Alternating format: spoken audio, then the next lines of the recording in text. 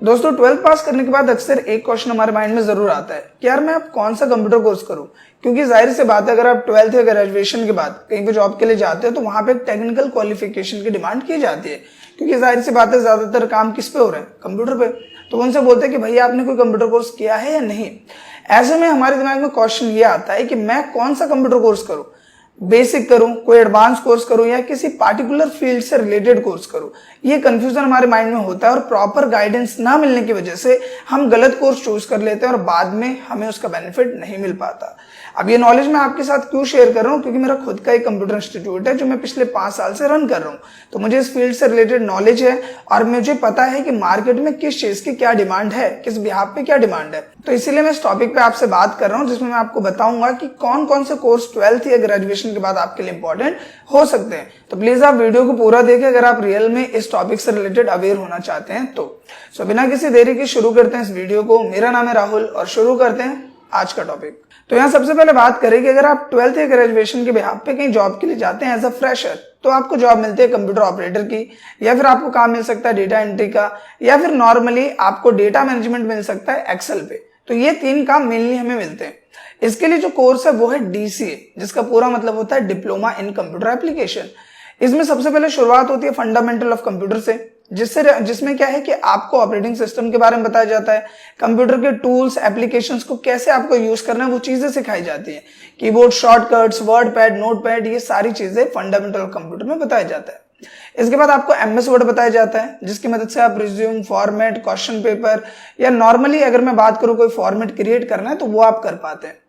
इसके बाद आपको बताया जाता है इसमें एक्सेल के बारे में आप अच्छे से जानते होंगे। नॉर्मली अगर किसी भी कंपनी में आप काम कर रहे हो और उसके डेटा को आपको मैनेज करना है, या फिर आप वैकेंट ऑफिस में भी काम कर रहे हो, तो आपको एक्सेल जरूर आना चाहिए। क्योंकि एक्सेल की मदद से आप सैलरी शीट, कोई भी इनवॉइस का फॉर्मेट, अटेंडेंस शीट या नॉर्मली कितना हमारे पास डेटा आ रहा है, जा रहा है, ये सारी चीजों का मैनेजमेंट एक्सेल पे किया जाता है। इसी के साथ इसमें आपको पावर पॉइंट बताया जाता है, जो कि एक प्रेजेंटेशन सॉफ्टवेयर होता है, जिसकी मदद से अगर आप सेमिनार में या किसी मीटिंग में डिजिटल बिहाफ पे प्रेजेंटेशन को शो करना चाहते हैं तो पावर पॉइंट आपको आना चाहिए। साथ ही आपको इंटरनेट की नॉलेज दी जाती है। माना इंटरनेट आज के टाइम में सबको चलाना आता है, लेकिन फिर भी ऑफिशियल बिहाफ पे हमें थोड़ा सा कंफ्यूजन होता है, जैसे गूगल अकाउंट से रिलेटेड या फिर जीमेल, कंपोजिंग, अटैच फाइल करना, ये सारी चीजें भी इसमें कवर होती है। इसके साथ यहाँ पे आउटलुक और एक्सेस आपको बताया जाता है। आउटलुक के बारे में आपको बता देता हूं। नॉर्मली क्या होता है कि जो अगर हमें एक ही बार में 50 लोग, 100 लोग को मेल भेजना होता है, उसके लिए आउटलुक का हम यूज करते हैं। इसी के साथ एमएस एक्सेस भी एमएस ऑफिस की एक प्रॉपर्टी है, जिसमें भी आपको ऑफिशियल वर्क सीखने को मिलता है। ये जो पूरा पोर्शन है ये आपका कवर होता है डीसीए में, यानी कि डिप्लोमा इन कंप्यूटर एप्लीकेशन में। साथ ही इसमें इंग्लिश की टाइपिंग भी आपको डेली बिहाफ पे करने को मिल जाती है, जिसके साथ आपकी टाइपिंग स्पीड भी अच्छी हो जाती है। तो ये पहला कोर्स है डीसीए, अगर आप एज अ कंप्यूटर ऑपरेटर या डेटा एंट्री या फिर नॉर्मली एक्सेल पे वर्क करना चाहते हैं तो। इसके बाद जो हमारा अगला कोर्स है यानी कि डीएफए का पूरा मतलब होता है डिप्लोमा इन फाइनेंशियल अकाउंटिंग। ये कोर्स जो चीजें मैंने आपको बताई वो चीजें तो इसमें होता ही है, इसके साथ में आपको मिल जाता है टैली का पोर्शन। ये जो कोर्स है वो किसी इंस्टीट्यूट में आपको 6 महीने का मिलेगा, किसी में 9 महीने का मिलेगा। अब देखो इसमें क्या क्या चीजें होती है, मैं एक बार ब्रीफ में आपको एक्सप्लेन करता हूँ। नॉर्मली मैंने अभी बात की fundamental, word, Excel, PowerPoint, internet और आपका एक्सेस, आउटलुक, ये सारी चीजें इसमें होती है। हो सकता है कि इसमें आपको एक्सेस और आउटलुक ना मिले, हो सकता है, पॉसिबिलिटी है।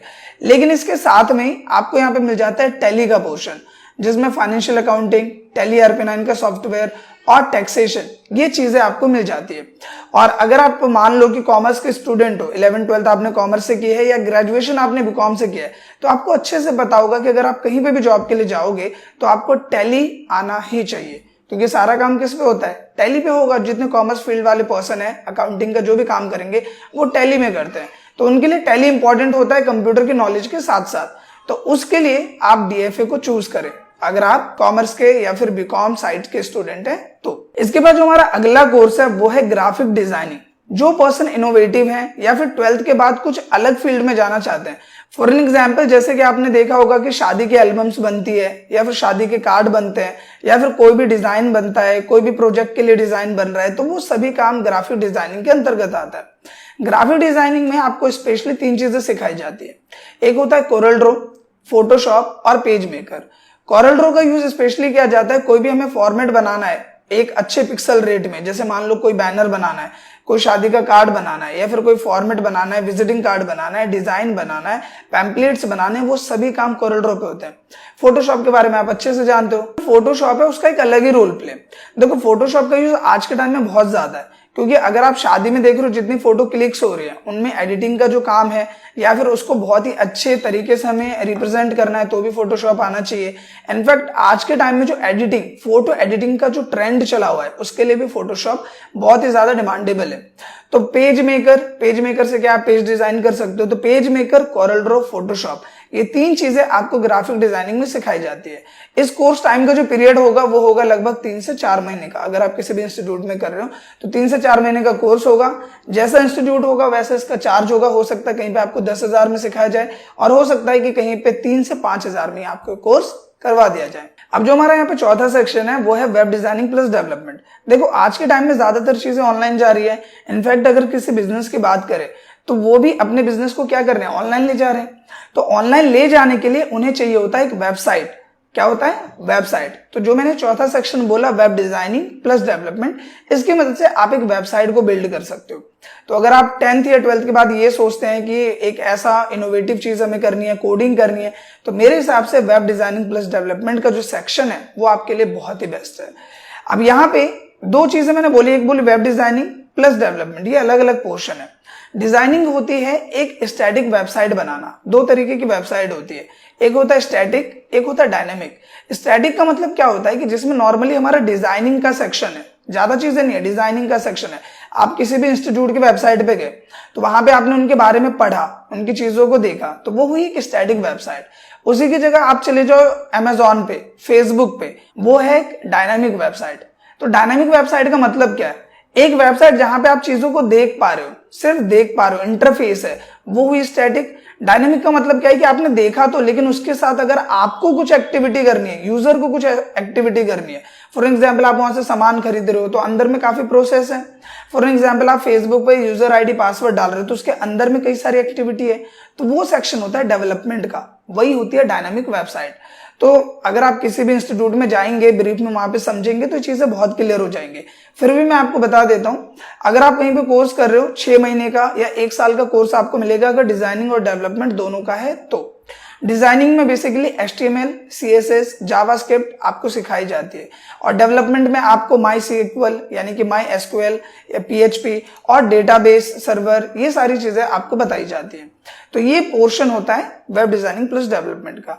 आई होप कि दोस्तों अब आप क्लियर कर पाओगे कि आपको 12th के बाद कौन सा कोर्स करना चाहिए। आप आसानी से सोच सकते हैं और अगर इनमें से कोई फील्ड भी आप चूज करते हो तो उन पे और रिसर्च कीजिए, तभी कहीं पे एडमिशन लीजिए। आशा करता हूं दोस्तों वीडियो आपको पसंद आई होगी। अगर ये वीडियो आपको अच्छी लगी हो तो प्लीज लाइक करें, शेयर करें और एक कमेंट करके अपना फीडबैक जरूर दें। Thank you.